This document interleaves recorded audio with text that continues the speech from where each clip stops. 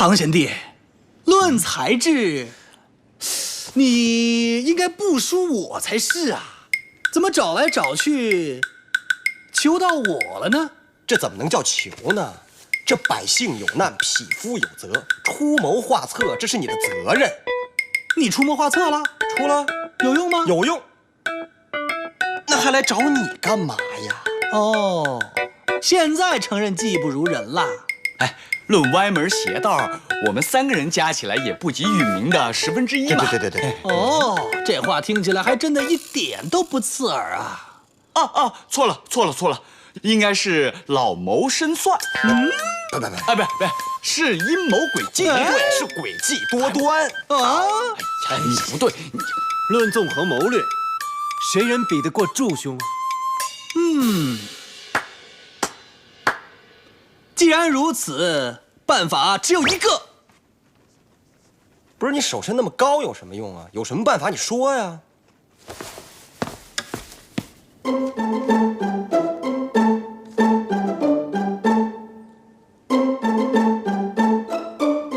以毒攻毒，这字念毒啊！哎，如以此计行事，祝某敢保证3日之内，那些无赖定会偃旗息鼓，再不敢登门敲诈勒索。哦，什么计策如此神奇？大家愿闻其详。就是啊，祝兄，快把你这阴谋诡计拿出来跟大家分享一下吧。恐怕这个计策说出来就不灵了呀。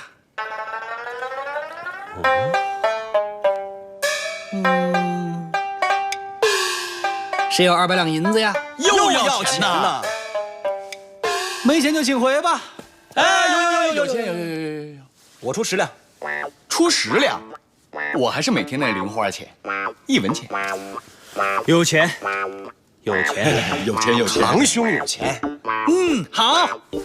哎呀，这画画的我的腿好酸呐。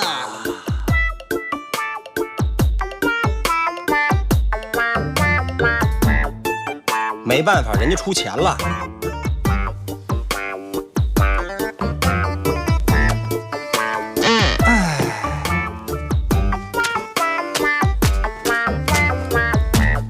说吧。说呀。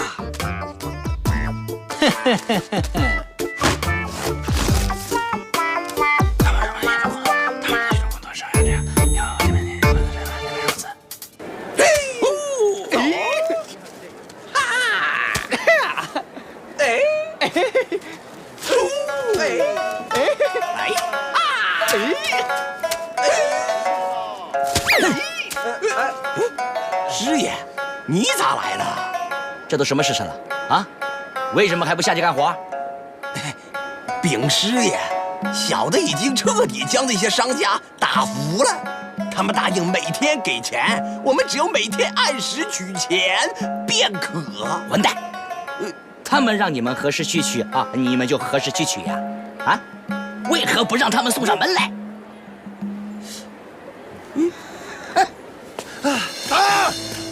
站住！兄弟们，给我追！好你！别跑！站着！站住！拦住他！打死他！站住！别跑！别跑！别跑！站住！兄弟们，给我追啊！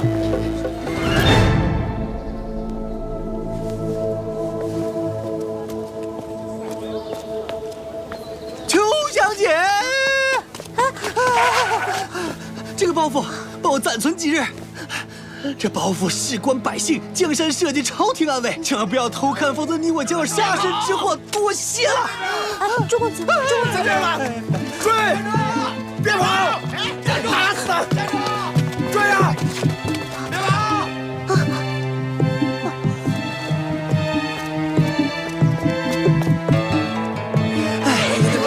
站住！别跑！去了！站住！去那边看看，那边呢？追！跑哪边去了？别跑啊！回来吧，别追了。这朱公子，你要加油啊！你看，我们都赶上你了。我跑不动了，骨头都快散架了。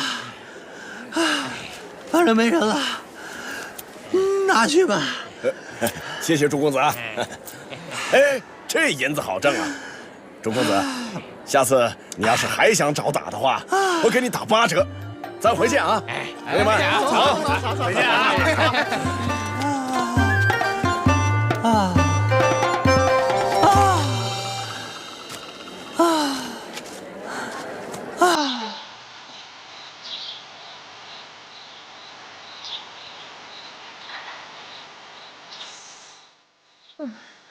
哎，那后来呢？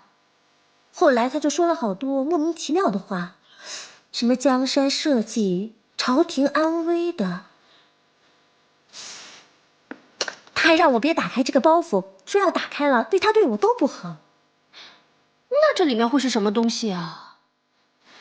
是啊，这让我保管，又不让我知道，这不是很奇怪吗？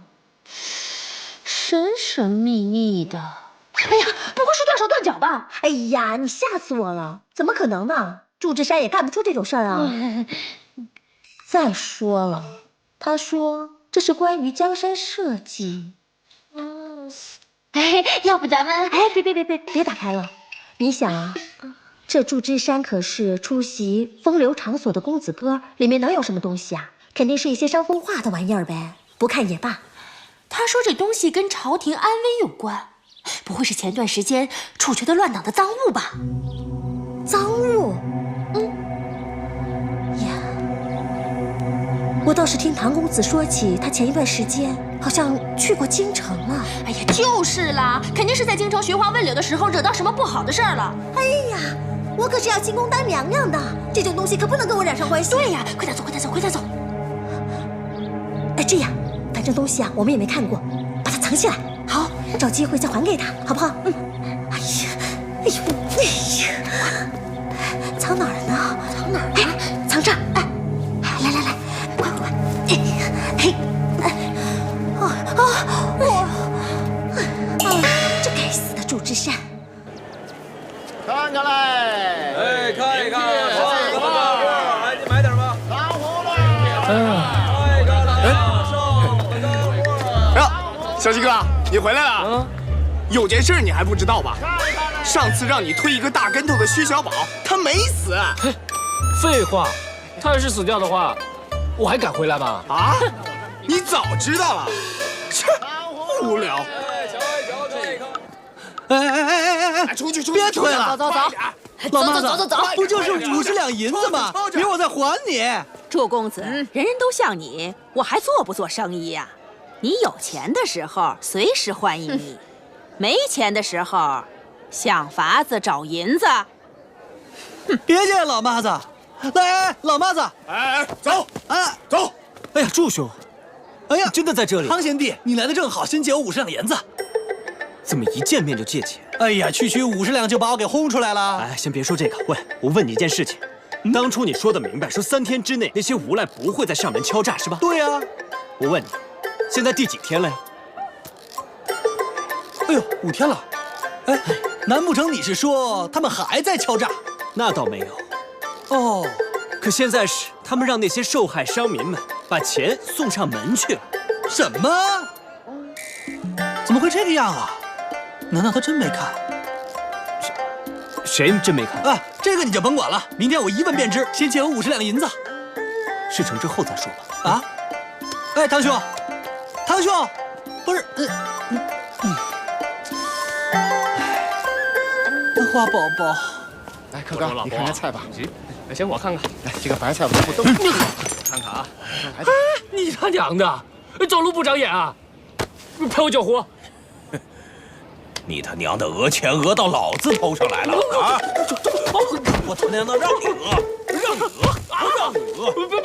讹我钱？你疯了吧你？啊！讹我钱？我叫你！哎呀，救命啊！打人了！快来看，打人了！你疯了吧你？啊！赔钱！啊！不让打人了！装死！等一下！啊！干嘛？腰痛，赔我医药费。什么？医药费是吧？好，老子连他娘的棺材钱一起赔给你！哎，叫你讹我，叫你讹我！王八蛋！我长得那么帅，还要赔我棺材钱？给你，这太可怜了，比我还可怜。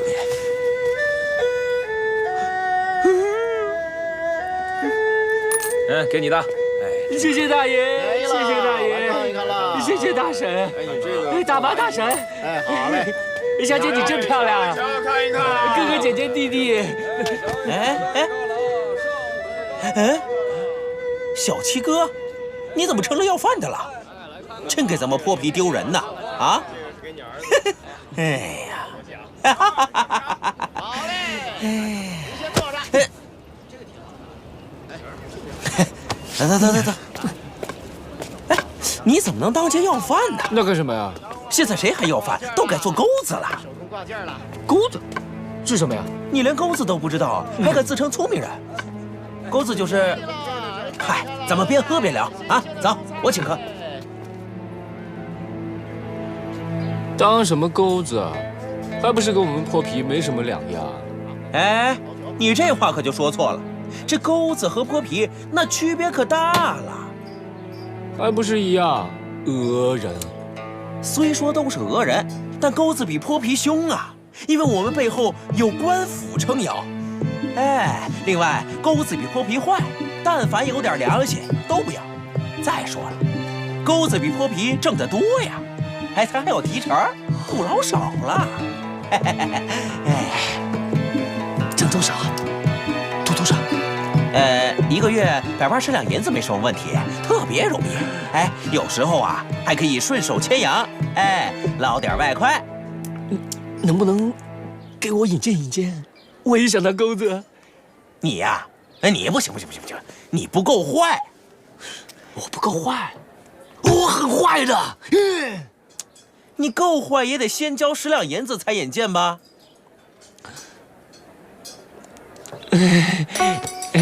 小宝哥啊，念在我们那么久的交情，能不能算我便宜点啊？哎，要是别人必须得10两，若是小七哥嘛，那就12两。好啊。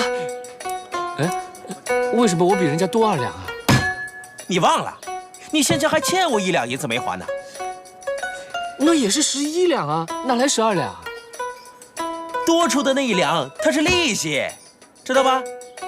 小二，结账。利息。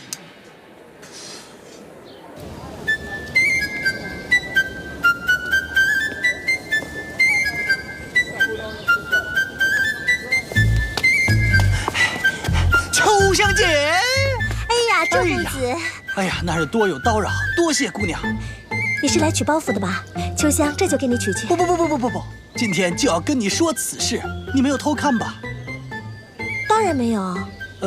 你当真没看啊？公子不是不让看吗？对，不看便好，不看便好。你真的没看？公子要是信不过，秋香马上就把包袱还给你，省得公子无端呻吟。哎，别！秋香姑娘真是信守承诺，女中豪杰，巾帼英雄啊！公子，过奖了。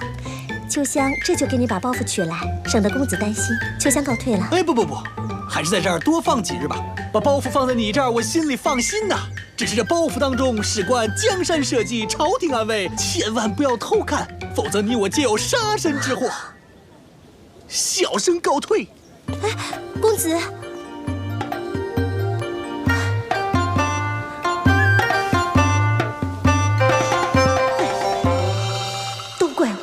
接下这么个烫手的山芋，甩都甩不掉。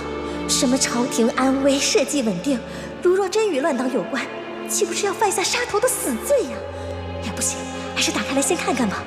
哎呦，开门！谁呀？快开门呐！开门！快开门呐！谁呀？快开门呐！来了！哎呀，怎么那么久啊，姐？你怎么来了？哎呀！官差看见你了吗？你怎么自己跑来了？都看到了，全村人都看到了，还列队欢迎我呢。那薛小宝的事，他没死啊？可是我之前不是故意要骗你的，因为我自己也不知道，原来他没死，而且还赚了一大笔钱。他没死，我快被你气死了。既然没死，还钱。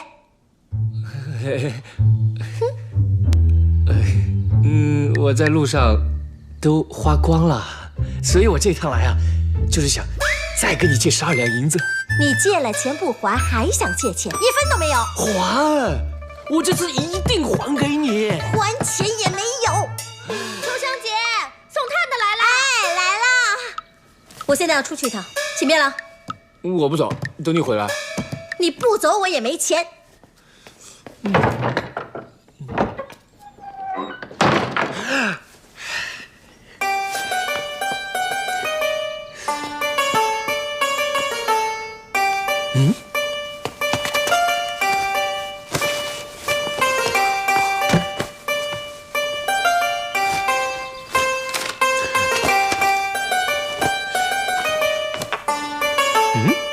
这是什么？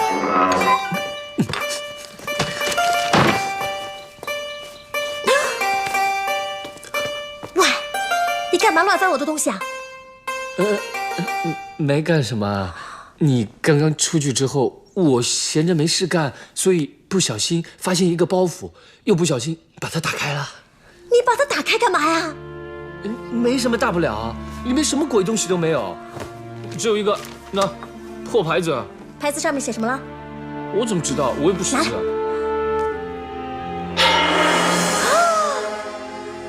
这是圣旨金牌，钦差大臣身上的东西啊！哎呀，你没事打开它干什么呀？怎么会有钦差大臣的东西啊？我怎么知道啊？这是祝枝山的。只是这包袱当中事关江山社稷、朝廷安危，千万不要偷看，否则你我皆有杀身之祸。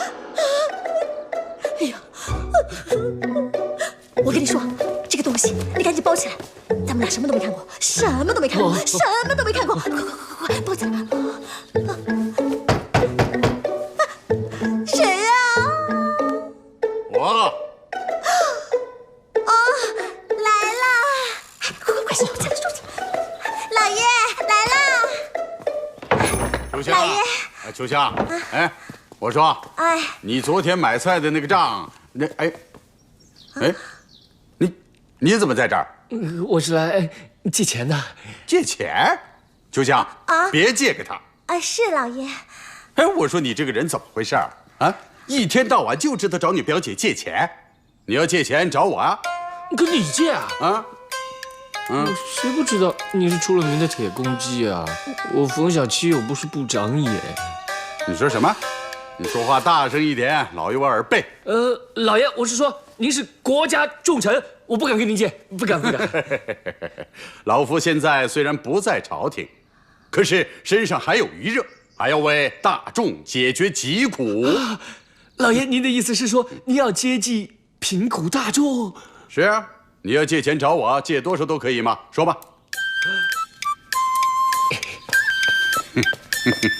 佳姐，你家老爷是忘吃药了，还是吃错药了？多嘴呀！老爷，不多，12两就够了。没问题啊！月息3文，怎么样？这么多，算了，不借了。3文利你都借不起啊？哎，秋香啊，我跟你说啊，你昨天买菜的钱，这个账对不上啊，少了3文钱。我买大蒜去了。买蒜了？哦，买蒜了。大蒜是看什么呀？没什么，没看什么呀。不对，床底下一定有东西。老爷，对，床底下确实有东西。这2天我表姐的房间里闹老鼠。闹老鼠？真的？可是现在没有啊。是。不对，大白天闹什么老鼠啊？哼，带我看看。不，现在没有了。没有了。对，昨天我姐，我表姐跟我说她房间闹老鼠。我今天一早呢就带来一只五步蛇。啊，五步蛇？蛇呢？老爷，你不要怕，这条五步蛇啊，只有这么长。这还叫小蛇？蛇呢？老爷，你放心，别说是一只小老鼠，就算是一个壮汉，只要被咬的话，5步以内必定死翘翘。蛇呢？蛇在哪儿？蛇在不见了，不见了。你赶快找找，在哪儿？哎呀，老爷，你别着急嘛，这蛇它肯定跑不出这个范围的。在哪儿？在哪儿？赶快找出来，扔了它，让它跑掉了。老爷，老爷不送了，老爷。不是。哎呀，吓死我了！老爷，你慢走啊，不要再叫了。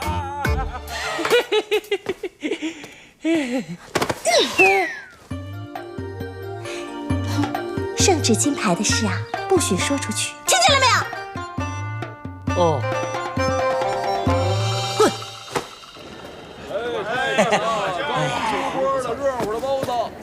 小白，你不要死啊！小白，我说你裴姐。小七哥，你怎么还干这个？怎么样？先前那12两银子的引荐费给我凑齐了吗？还引荐钱？你先给我20两救命钱吧。你可别吓唬我！我真不是在吓你。我说老实话，你那个假借私盐敲诈商民的买卖啊，做不得啊！此话怎讲啊？上边啊，现在已经开始查办此案了。上面要是没有知府大人和宁王千岁撑腰，那咱们这假借私盐敲诈商民的买卖，我看还做不起来呢。哎呀，不是知府，也不是宁王，我说的上边是朝廷。朝廷？那么远？你别逗了你！谁跟你斗了？皇上已经委任祝枝山为钦差大臣，特地返回原籍，微服私访，暗中调查此案呢。委任祝枝山为钦差大臣，他要是钦差大臣，我就是皇太子。哎，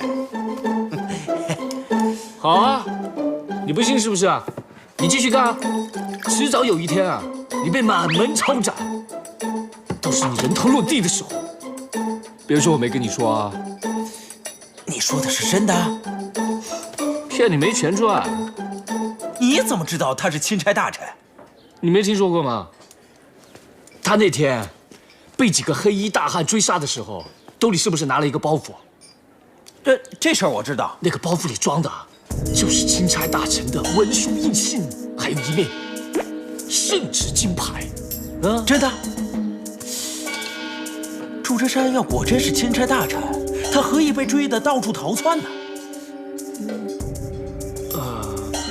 因为祝公子他的为人一向刚正不阿，所以他在朝廷里啊常遭到奸党记恨，所以引来杀身之祸。幸亏我们的祝公子啊吉人自有天相，才可以逢凶化吉。既然如此，他为何不亮明身份？因为他这一次回来苏州，除了查案呢，其实还有一项这绝密使命。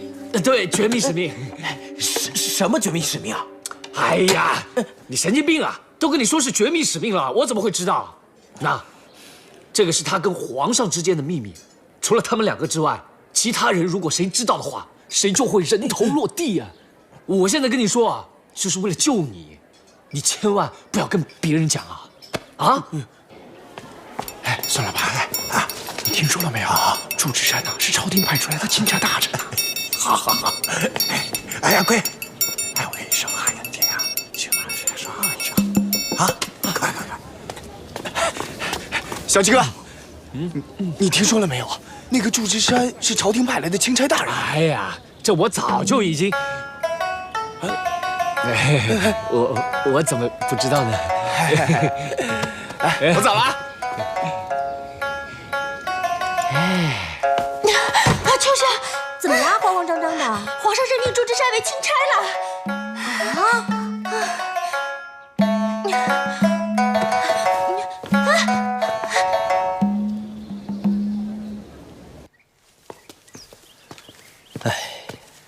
哎，唐贤弟，哎，唐贤弟，这神神秘秘的到底什么事啊？一会儿就知道了。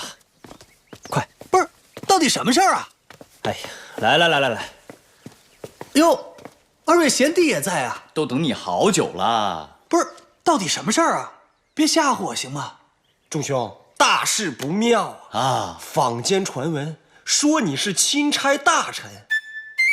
嗨，我还以为什么事儿呢？让他们传。祝兄啊，你怎么一点都不紧张啊？对啊，你应该马上辟谣啊！你说说，钦差哪有长成你这样的？是啊，钦差应该长什么样？啊？虽然我别的不行，但就一表人才这点，我还是相当有自信的。这就是我的主意，锦囊妙计。哎。你之前说的锦囊妙计，就是伪装钦差啊？正是。不是你装钦差有什么用啊？我们是要打击那强卖私盐的。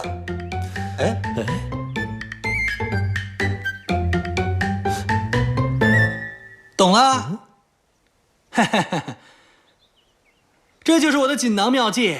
这个流言传出去，你看看还有上门敲诈的吗？好像还真没有啊。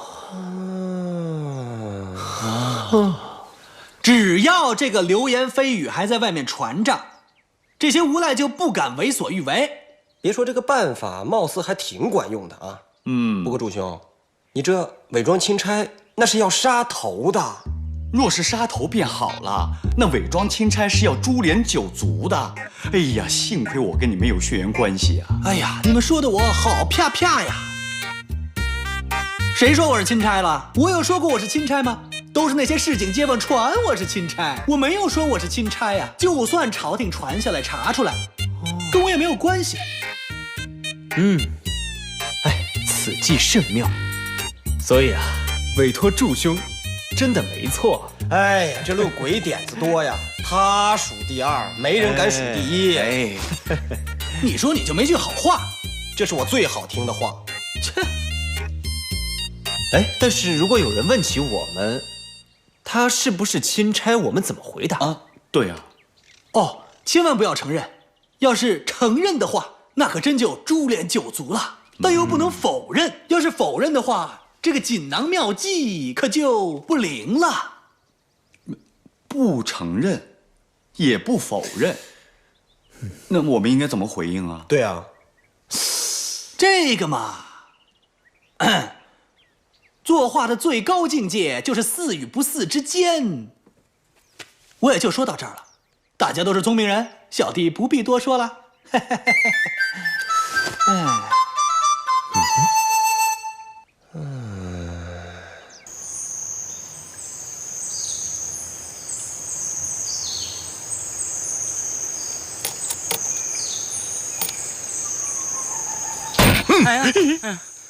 废物！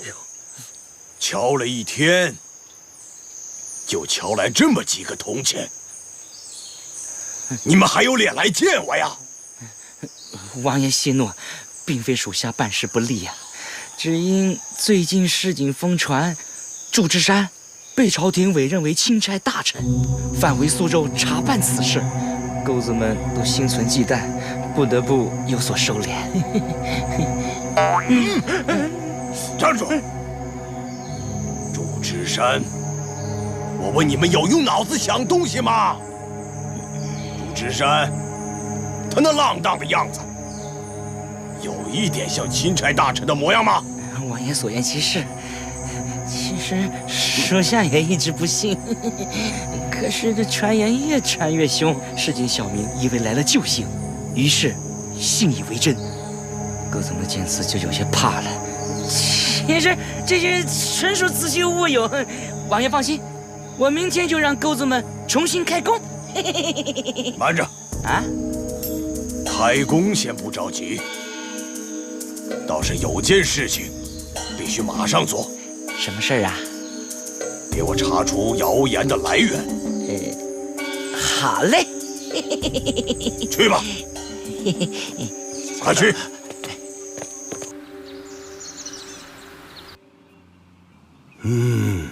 好话，好话。哎，王老板，要不您再看看这一幅？哎，唐公子，不用看了，500两银子我全买了。哦，那就多谢王老板了。哎，哦，多谢。哎，唐公子，跟您打听个事儿啊。这祝枝山祝公子，他真的是钦差大臣吗？哦，王老板，像钦差大臣这样的事啊，你还是不要打听为好，知道多了反而不美啊。可不打听清楚，我心里不踏实啊。万一过2天那些无赖又假借私盐上门勒索，我怎么办呢？哎，那您就1文钱也不要给他们。那万一他们真把我送官怎么办呢？那就让他们送啊。到时候啊，自会有人为您撑腰的。哦，我明白了。学生告辞。慢走，告辞。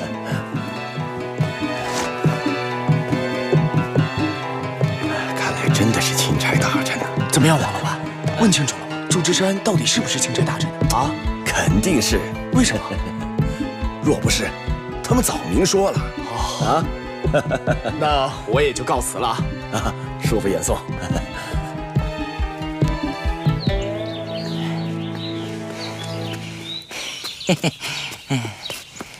王爷。参见王爷。下去吧。有结果吗？有了，这个传言呐，是从华府里传出来的。华府？难怪这流言会传得如此之凶。是啊，话的是以前位高权重啊，门生故旧布满京师。如果这消息真是从他府里传出来的话，便断得像几分真的了。原来是这个老匹夫在捣鬼。是啊，看来本王得访他一访了。是啊。王爷，哎，什么事？知府派人来问，说今天为什么没给他送份子钱？呸！难道他没有收到份子钱，本王就会收到吗？王爷还没收到呢。就是啊！呸！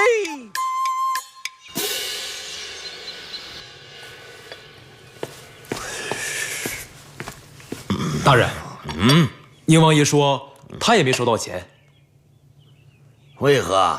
因为最近大伙都在疯传，这个祝枝山已经被朝廷委任为钦差大臣。这次来苏州是特意查办此事的。哼，真是胡闹！祝枝山怎么可能是钦差大臣？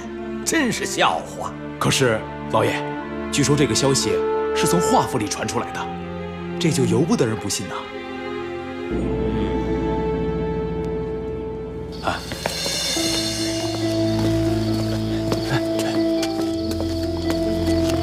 慢点，放啊！王爷到了。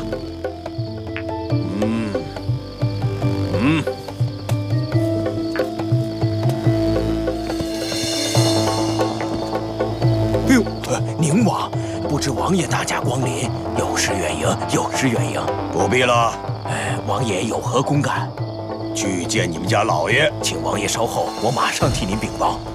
不需要了，我自己去。王爷，走开！这是王爷。知府大人，知府大人大驾光临，有失远迎啊。不必多礼。请问大人有何公干呢？找你家老爷。请您稍等，我马上替您禀报。不必了，我自己找。闪开！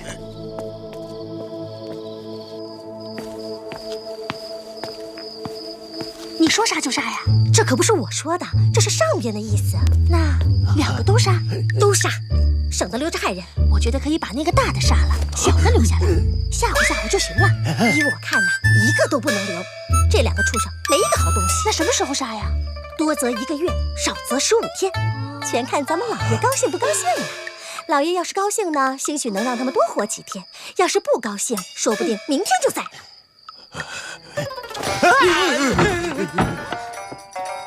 谁呀？2个毛贼，来人呐，抓贼呀！哎，小心啊，石榴！打死你！别打！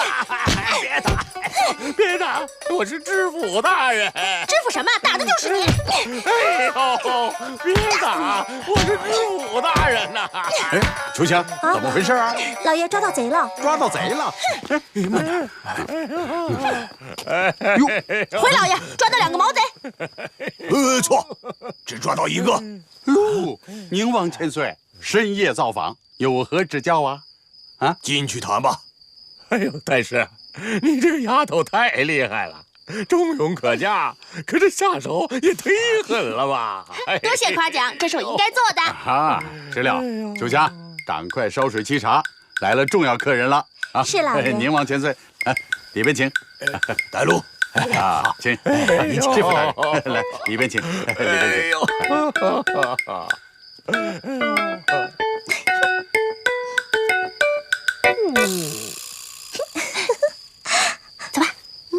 啊，以后谁还会给咱钱呢？啊？那就不收，穿着衣裳总可以吧？是啊，不行，穿上衣裳还怎么晒龙啊？那让我喝口水休息一下总行吧？晒了半天我都渴了。什么他娘的渴不渴呀？啊！都给我精神着点儿啊！听见没有？说你呢。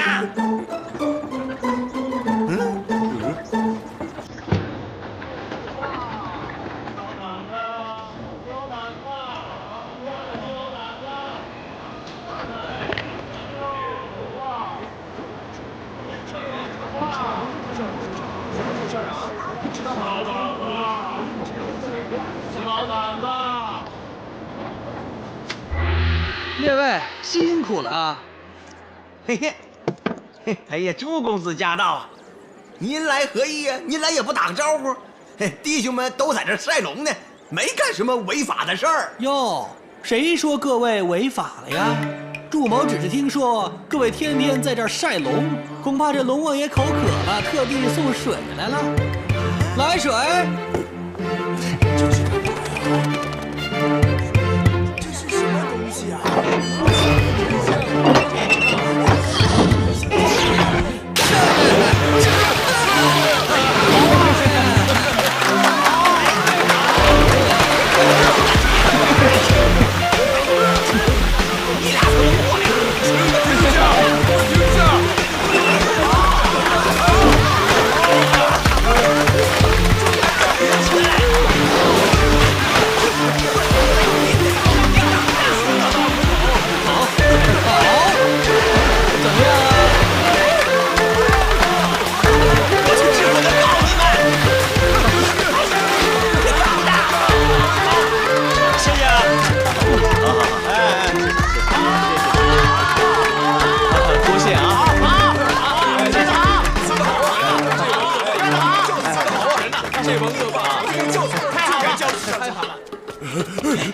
哎，你们俩怎么跑过来了？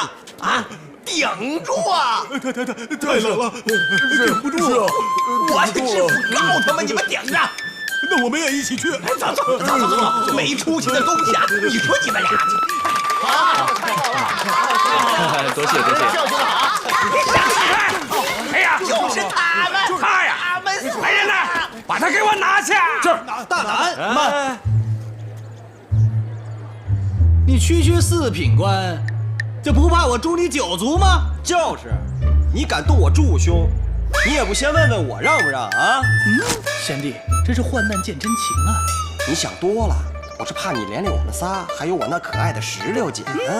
现在咱们可是一荣俱荣，一损俱损了。来拿我吧，到时候千刀万剐，你可别怨我。祝枝山，你口气不小啊！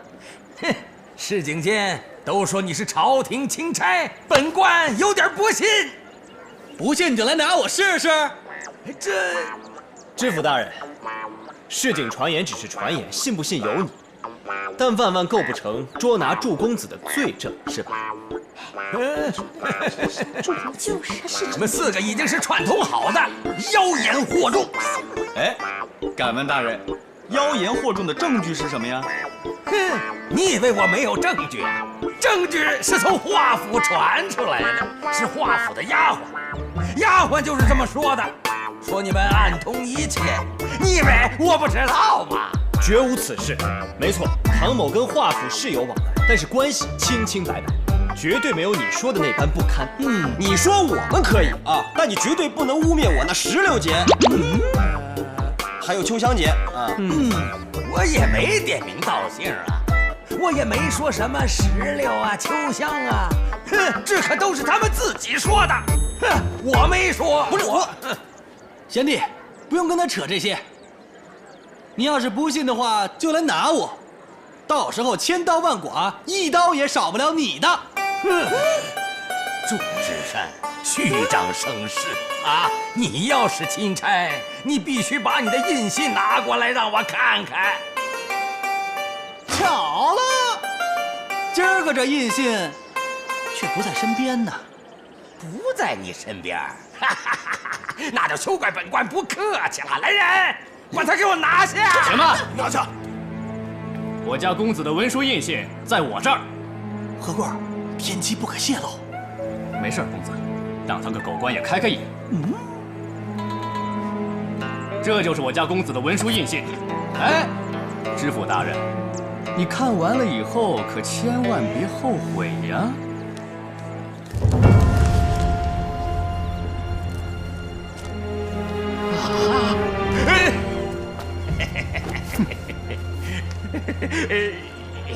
本官早就跟你们说过，祝公子此番身负绝密使命，你们怎么就不知道呢？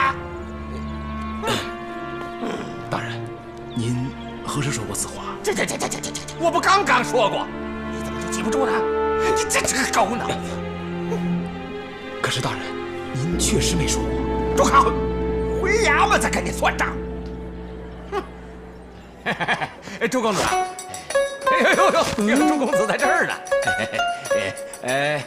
朱公子，市井流言有很多传闻，说您是假冒亲命、招摇撞骗啊，着实让您受到了很多伤害。下官万不得已，想借你的印信，让老百姓看看，堵住他们的嘴，证明一下你不是私官，你是好官。下官多有得罪，还请公子多多见谅，见谅。好你个知府大人啊，真是伶牙俐齿啊！哎呦，多谢公子夸奖，多谢公子夸奖。下官告辞，下官告辞，下官告辞。知府大人，你刚才怎么说来着啊？当着大伙的面给大家说说呀！快走！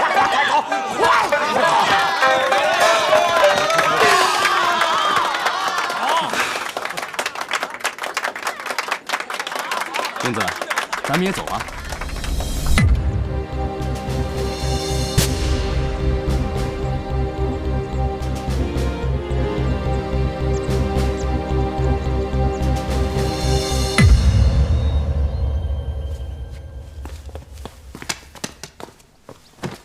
何贵儿，哎，公子，这文书印信从何而来啊？那文书印信是小人伪造的。伪造的？正是。实不相瞒，小人早先并非什么安善信民，也曾做过一些鱼目混珠、以假乱真的勾当，所以有一些这个伪造的手段。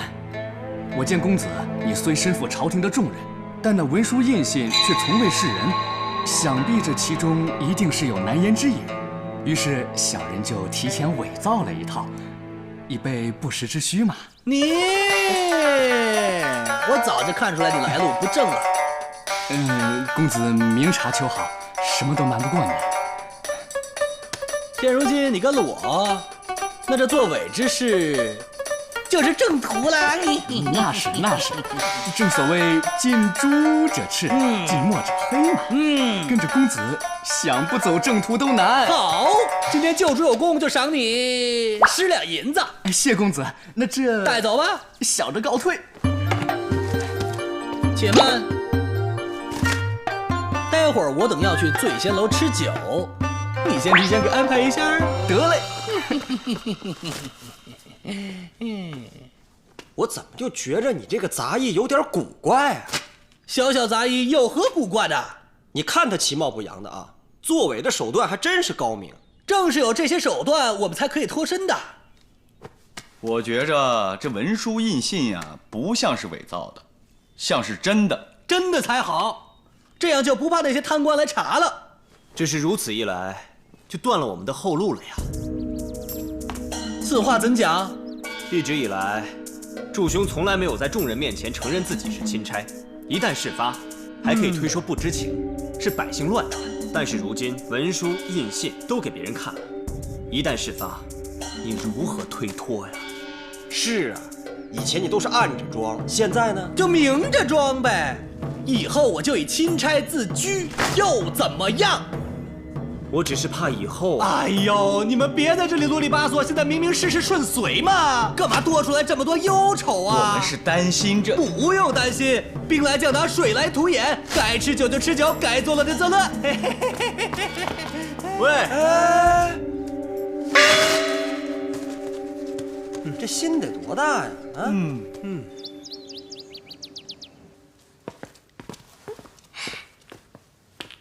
参见老爷。免礼啦。老夫问你们，前天交代你们的事情都办好了吗？回老爷都办好了，油灯换成1根灯芯了。哎，不是问那个。回老爷，耳挖勺也找到了，没有丢。我没有问那个。哎呦，回老爷，米下锅之前都过秤了。我说你们两个这是装疯卖傻呀！我不是问这些，我是说那个包袱查出来没有？我们正在查。哼，我限你们天黑之前给我查出来。哎呀，老爷，这时间太紧迫了，我们跟那祝枝山飞进飞过的实在是不方便呢。可是你们跟唐伯虎、徐真卿有些瓜葛呀。如果你们明天还查不出来的话，我就把你们两个送官府拷问。堂兄，你不觉得这个何贵很奇怪吗？一会儿说是卖油郎，一会儿说是给金员外当过差，哎，连作伪这种事儿他都会做呀！啊，身边有这样一个人，的确不妥。不过我更担心的并不是这个。啊，那你担心什么呀？公子，哎呀，您可回来了，我正要去寻您呢。啊，怎么了？方才啊，16姐和秋香姐来了。哦，16姐，他们在哪儿？哎，公子莫急，公子莫急，他们已经回华府了。不会吧？回去了呢？这也没什么事，只是说明日啊，要请2位公子吃酒。哦。哎，堂兄，你说我为了练功已经戒酒多日了，明天我应不应该破这个戒呢？哦，我知道应该。好，所谓投桃报李，那明日人家请我们吃酒，我们不能白吃，要不要回赠一些礼物啊？哎呀，贤弟所言极是啊。哎，你看，如果我送秋香一个金钗怎么样？好，好在哪里？好庸俗，不过送秋香姐正合适。你什么意思？送礼嘛，就要投其所好。秋香姐正喜欢这种东西，我家16姐就不一样，她喜欢斯文。堂兄，要不你把你那方端砚借小弟一用，明日我送与16姐，你看如何？哎，那是我的呀。我知道，都是自家兄弟，那分什么你？哎，不行，那是我家祖传的呀。你就借小弟一用，等16姐嫁过来的时候，小弟还你便是了。徐贤弟，你没事吧你瞧，你开个玩笑急成这样。哎，堂兄，那明日你见了秋香姐，你打算说些什么呀？哼，我呀，见到秋香姐呢，我一定会一诉衷肠。哎呀，只可惜呀，旁边有2个闲人碍眼。的确如此，我真的觉得你们2个挺碍眼。嗯，不对呀，不对。平常16姐和秋香姐对我们2个不冷不热的，今天突然间要请我们2个喝酒。当中必有缘故吧？什么缘故啊？哎，祝兄不是把他那个包袱放在秋香姐那里了吗？嗯，他这次来会不会和伪造钦差印信的事情有关呢？有道理。堂兄，不管他们二人是不是为此事而来，我们都要守口如瓶。他们俩知道的越少，对他们俩越安全。所以堂兄，明日吃酒，一定不能漏一丝口风。这还用你提醒？这句话我正想跟你说呢。说的好听，到时就怕秋香姐一敬你酒，你就忘乎所以了。哼，这，哎。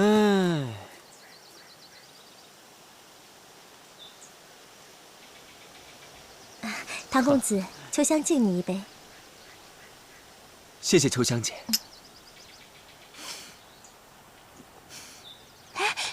唐公子，我也敬你一杯。谢谢16姐，谢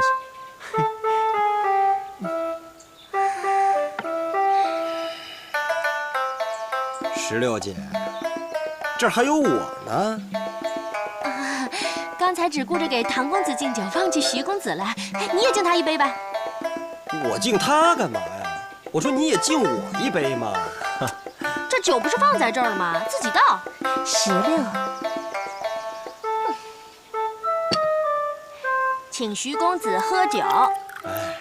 谢谢16姐啊。请徐公子再饮一杯。谢谢16姐啊。好了，16。徐公子，今天请二位来呢，就是想问一问关于祝公子他们。祝公子啊，祝公子他最近很好啊，挺好，挺好的。我是说，祝公子曾经在我们……是的，祝公子曾经呢，喜欢留恋这个花街柳巷啊，但是呢，如今去的就更勤了啊。不是，我是说，祝公子他曾经在我们府上放了一个包袱。哦，那个包袱是吧？那个包袱呢，你就好好帮他保管就好了。哎呀，我们就想知道包袱里面是什么。16姐，这包袱的事情呢，你就别问了。我跟堂兄已经商量好了，这件事情你们知道的越少越安全。哎呀，我们就是因为知道的少才好奇的。包袱里面……别问了，我是不会把祝兄伪造钦差信件的这件事情告诉你们的。伪造的？伪造的？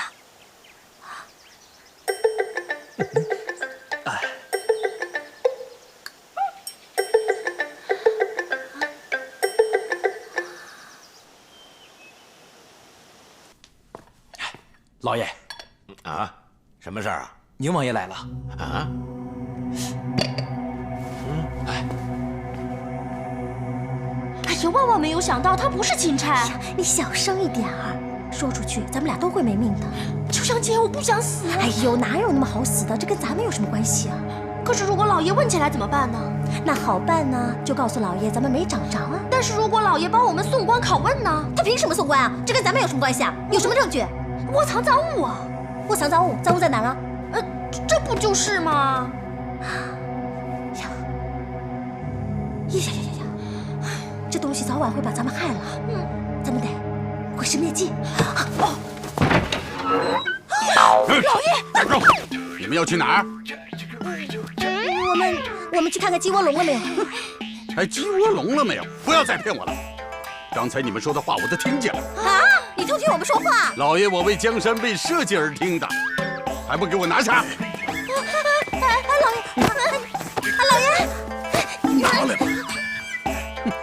你们两个呀，还想毁灭证据？没门！走！16，那些文书、印信，你都看清楚了？没有，没有看清楚，那你怎么能知道它是真的还是假的？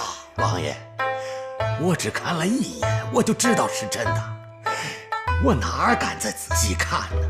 再说了，人家可是钦差大臣，咱们不能虎口履虚呀。看起来祝枝山还真是朝廷派来的。老爷，老爷，华太师求见。就说我不在，下去吧。是，我还是躲一下吧。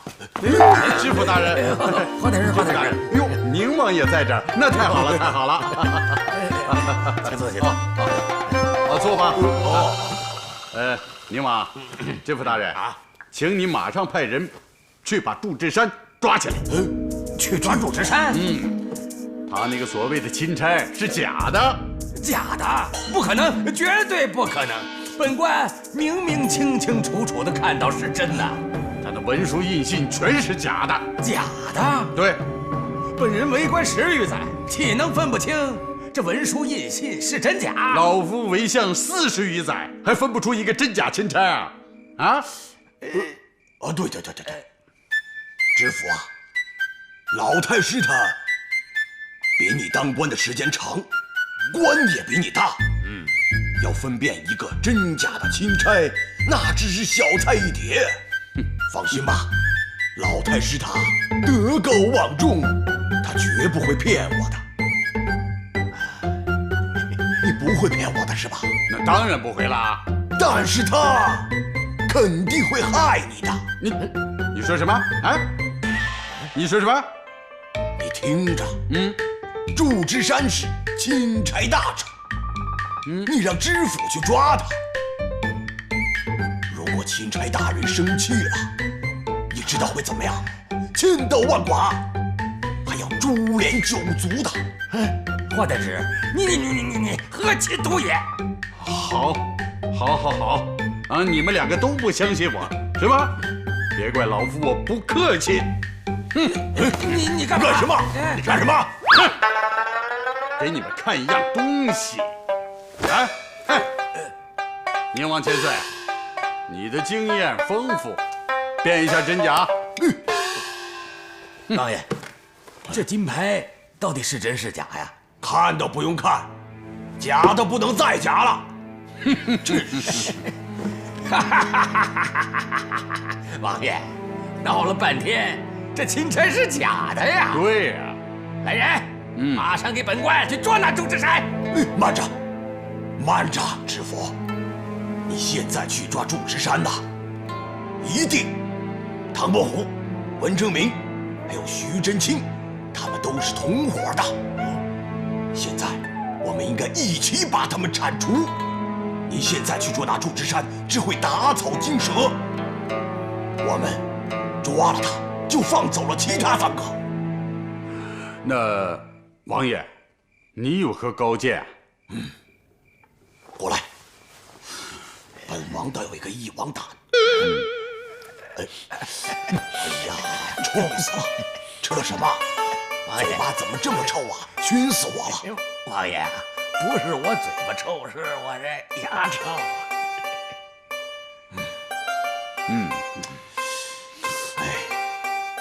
我可以把他们一网打尽。好，就按王爷说的办。对，就按您说的办吧。臭死了！哎呀！开门！这是谁呀？一大早就来了！几位，你们干嘛？你们怎么又来了？兄弟们，前2天晒龙被凉水浇了个透心凉，今天特来讨要几个治病钱。你们被水浇，跟我有什么瓜葛呀？就是啊，当然有瓜葛了，在你门前浇的，理应找你要钱。少废话，拿钱来！拿出来！这钱嘛，我倒是有几个，平时连贫惜弱，我倒是送出不少。只是像你等这般强索，我是1文也不会给的。哟呵，这老头还挺倔啊！给是吧？看他老不老实点会儿。兄弟们，给我砸！住手！你们好大胆子！我告诉你们，一会儿祝枝山祝公子便来我这里吃酒，你们可知道他的厉害呀？哎呦，吓死我了！我好怕呀！兄弟们，既是祝公子要来，那咱们就……哎呀，那咋？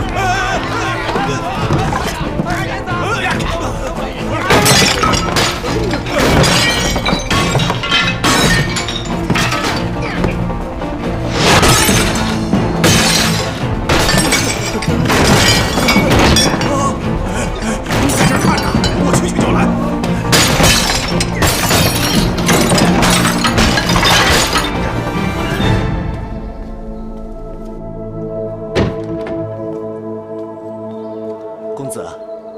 公子醒醒！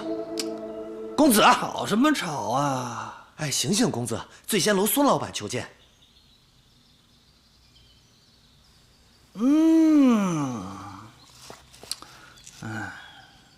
你说这孙老板吧，啊，跟他说好了中午时分再跟他吃酒的，这等不及了，哼，让他等一会儿，我马上就来。周公子啊，救命啊！救命啊！救命啊！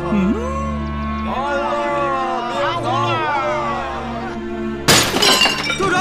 住手！住手！不准砸！住手！原来是祝公子驾到，多有得罪，多有得罪了。兄弟们，别砸了，没看见祝公子来了吗？咱们现在放火烧。好啊你，在我的地盘你还敢闹事儿？你不知道我是谁是吧？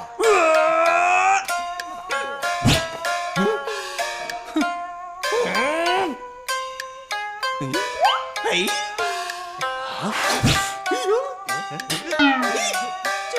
老小子，敬酒不吃吃罚酒。你是何人？祝公子座前1等小杂役何贵儿。好，四位公子，请到门外等候。好嘞，没问题，没问题。请帮我把门关一下。哎，好，没问题。哎，离远点儿！哎，我们得听着。小小一个杂役，你说我不耐烦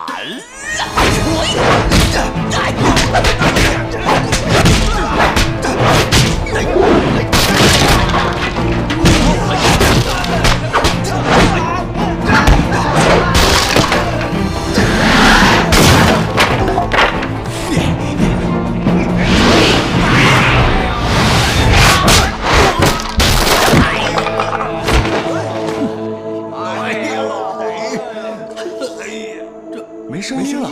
哎啊，死了吗？会吧。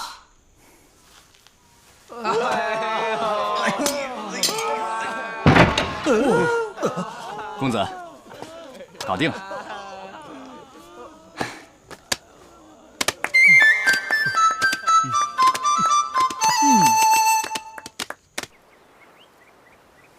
真是没想到啊，你还真有两下子啊！小人自幼也练过一招办事。今天算你头功一件。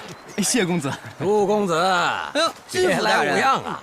啊，不必多礼，知府大人，刚好逮了一个流氓混混要送去县衙呢，您来了正合适，就给您带走吧。周公子，你来的也正好啊！哦，你们还愣着干什么？把他给我拿下！慢着，为何要抓我啊？抓的就是你，还有你们几个，统统给我拿下！快跑！儿子，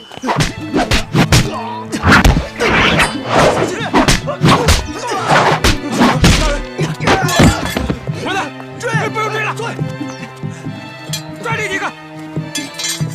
走，跑啊！抓起来！别，自己来，自己来，自己来。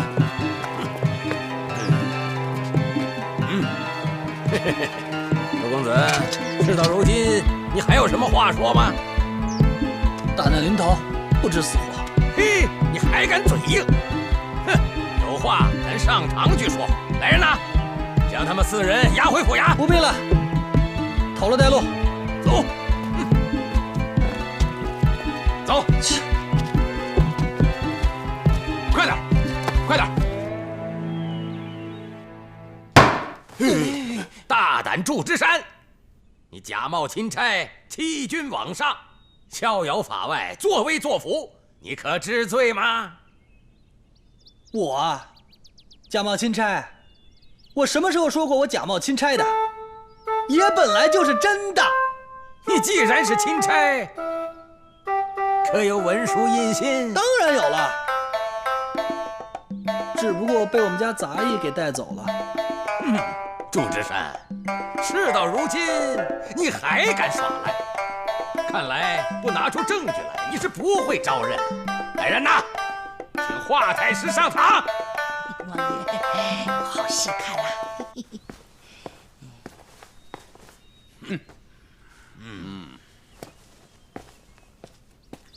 祝枝山，你可认识此物？不认识，不认识。这就是你伪造的圣旨和金牌，你不认识怎么着？哦，那这金牌是打哪儿来的呀？从我家里啊。嘿嘿嘿嘿嘿嘿嘿！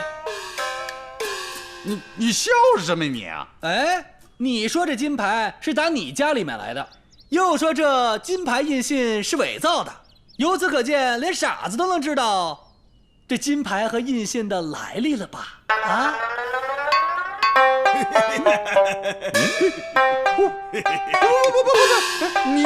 你是说我伪造的啊？你自己说的？啊，不是，啊，他血口喷人，他血口喷人。华太师，不要动气，传证人。还会有谁啊？秋香姐。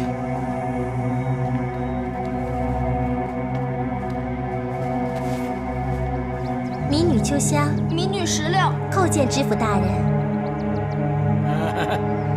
石榴、秋香，你二人可见过此物？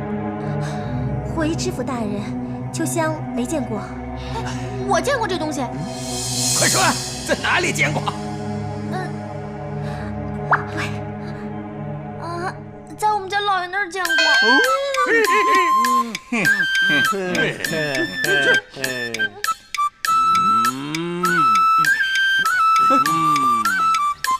府大人呐，你大心慈苦，大胆刁妇，竟敢调戏本官！看来不给你们二人上夹具，你们是不会招认的。来人呐，带夹棍！知府大人饶命啊！知府大人且慢，这件事情跟两位姑娘是没有关系的。其实那个金牌是我伪造的。不，其实那个金牌是我伪造的。不，是我才是伪造的，不是他，是你们伪造的。哎呀，我伪造的，是他伪造的。谁？他。对，是我。对，就是他。干嘛呢？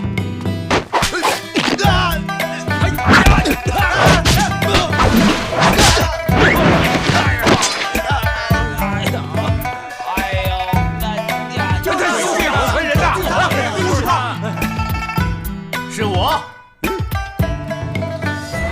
知府大人。是你，来人呐，把他给我抓了！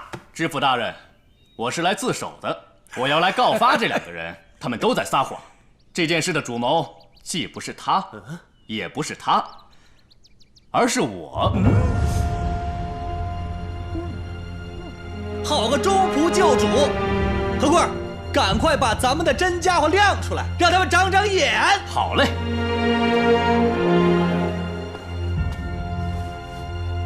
苏州知府华太师宁王接旨。嘿，大胆挑民，你竟敢在这里装神弄鬼！来人呐，把他给我拿下！拿去！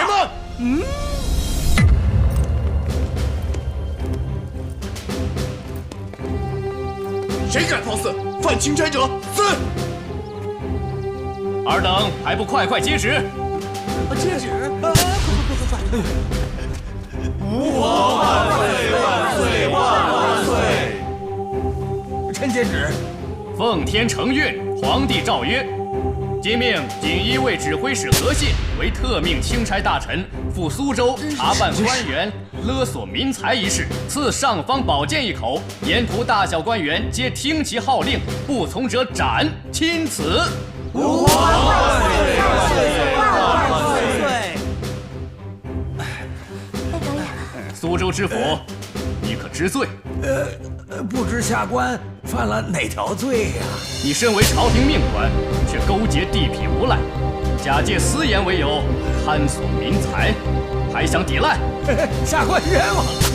您可不能听信市井流言。下官好歹在苏州任职5载，清廉自律啊！好一个清廉自律！本官到此1月有余，你以为我是游山玩水来的吗？来人，带人证物证。哟，这是谁呀？老爷，我都全招了，你也招了吧？啊！哎呦！来人呐，把苏州知府打入死牢，秋后问斩。是饶命啊，大人！带下去，带下去！来来来，快带下去！饶命啊，大人！起来！大人饶命啊！大人！大人饶命啊！大人饶命啊！明王千岁，你贵为藩王，却勾结贪官污吏，攫取不义之财，你可知罪？哎呀，绝无此事，请大人明察。绝无此事啊！带马顺。马顺是谁啊？你认识吗？这种人就该抓起来。大胆刁民，纠集无赖恶棍，敲诈勒索，究竟是受何人指使？还不快快招来！小人罪该万死，这都是宁王千岁让我干的。就是他，就是他！你我在哪里啊？就是你！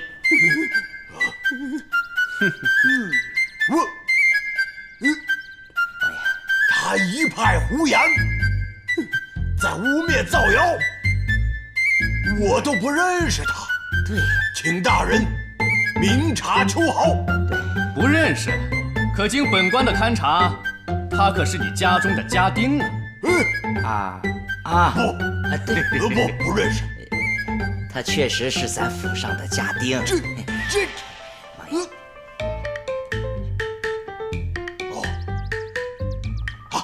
师爷说，他确实是咱们王府的家丁，但是是临时工，短暂的。对，大胆的你！自从4个月前我把你解雇，你就假装我们王府的名义，招摇撞骗，欺压百姓，等等等等，你就等死吧你！你明察秋毫吧！哼！你想让罪过都让我一个人顶，我今天就是死也要把你拉下马！大胆马顺，谁拉下马？拉下马！你可勾陷宗室，残害骨肉，你就不怕千刀万剐，一灭九族吗？啊！大胆！大胆！大胆！我说你大胆！我这……本钦差在此断案，哪有你说话的份儿？给我轰了出去！轰出去！别把他轰出去！轰出去！别！大人！哎呀，误会呀，大人！轰出去！轰出去！到晚了！大胆刁民，还不从实招来？你说，此事从始至终都是小人一个人的主意，与他人无干。也罢，将马顺拖出去。大人，且慢。这个你说，祝枝山他冒充钦差，罪大恶极，欺君罔上，我怎么不见大人您处置他呀？我这祝枝山等人虽然是假冒钦差有罪，但救民有功，功罪相抵，不赏不罚，当庭释放。不，大人，他是罪大恶极，你可不知道。我告诉你啊，冒充钦差那可是死罪，如果你不处置的话，那众人不服啊。那好，既然老太师执意要罚，那我就罚他们4个为苏州的百姓写字作画，免费10天。退堂。行，对，没问题。谢谢。这也好。来人，把马顺带下去。好吧，皆大欢喜了。好了，坏知府没了，咱们可以重新作画吟诗作对，画个小画，唱个小曲儿，玩个小鸟儿，是吧？你完了。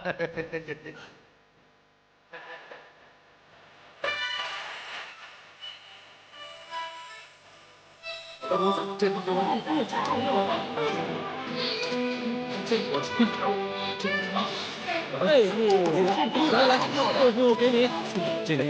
来，等会儿啊，不放了，等会儿啊。你那好吧？那好，那你。这个。给你。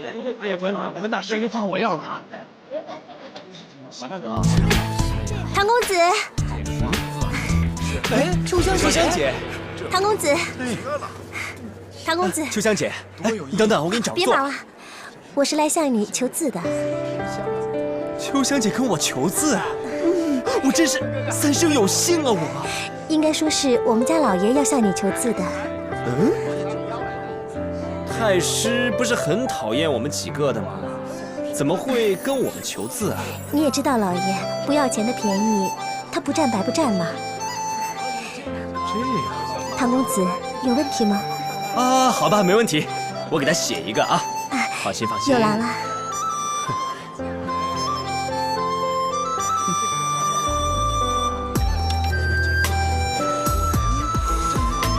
来，秋香姐。旗杆若履啊，这是什么意思啊？哦，这个意思啊，这个意思就是说呢，老太师他呢，为人敦厚，对待人就像甘美的甜酒一样，这就叫做旗杆若履了。哎呀，果真是好字啊！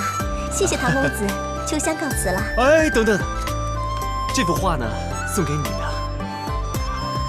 谢谢唐公子。秋香姐慢走啊！啊，走啊！走吧，我还要再等一会儿。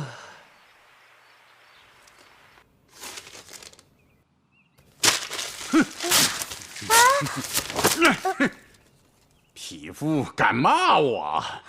老爷，这么好的字怎么撕了呢？是夸您呢。夸我？哼，没听说吗？庄子曰：“君子之交淡如水，小人之交甘若醴。”这是骂我小人。感情这骂人还不带脏字儿啊？